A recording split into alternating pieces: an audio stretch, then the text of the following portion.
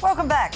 How Ridiculous is Chairman and Chief Executive of a junior miner, Fool's Gold, based in Kalgoorlie, and he's watched this show and seen my comments about sovereign risk and called me to say he's an actual victim of the mining and carbon taxes, and he's come up with a radical solution. He's here to tell me what it is. Welcome to the show. What exactly are you planning to do? Well, first of all, you don't mind if I leave the phone on? Well, we don't encourage it, but business call.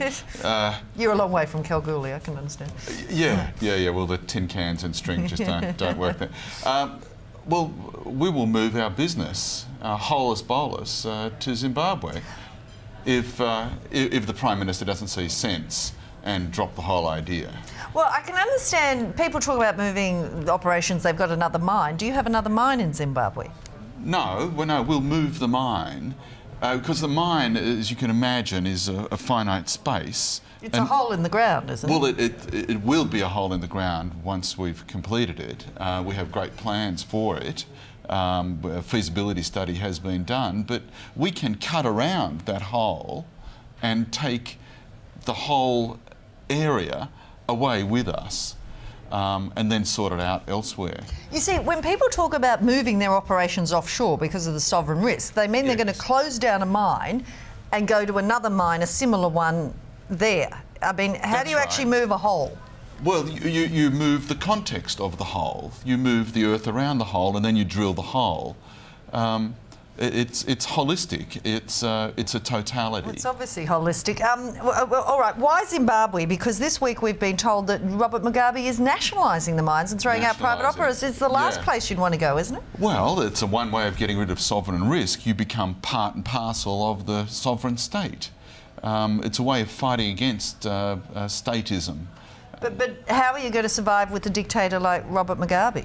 Well, you know, Bob's your uncle, there'll be no worries. We're part of his import-export balance. You seem quite sanguine about all this because Newcrest, big gold miner today, had to suspend operations in the Ivory Coast. I mean, despite all this, Africa's good. It's very risky. Oh, well, every country is a different place, as you would imagine, and Harare, you know, in fact, that's where we want to drill.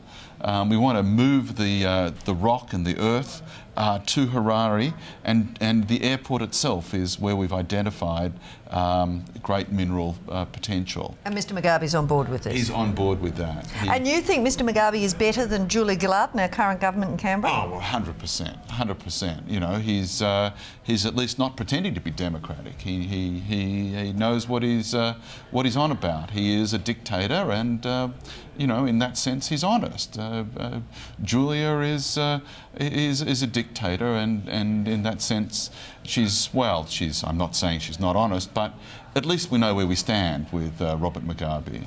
What was it that brought you to this bizarre decision? Was there one thing the Gillard government's done, or was it the mining tax, the carbon tax? Look, just so many things that she's investigating. A task force here, an advisory panel there, a special report somewhere else, an alliance with the opposition one day, with the Greens the next. She's in favour of federal-state relations being enhanced, and then she's not.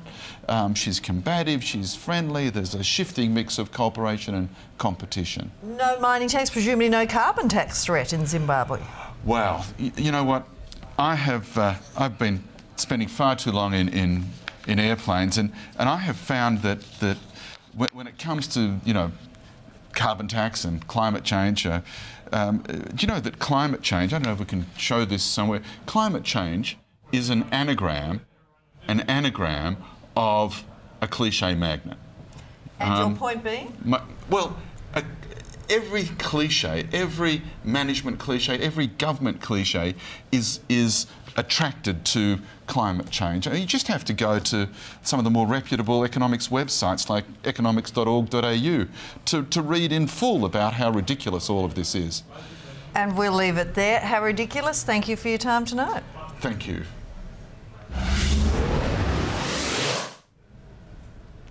Happy April Fool's Day for tomorrow. If you hadn't guessed, that was corporate comedian and hoaxer Rodney Marks. Thank you very much.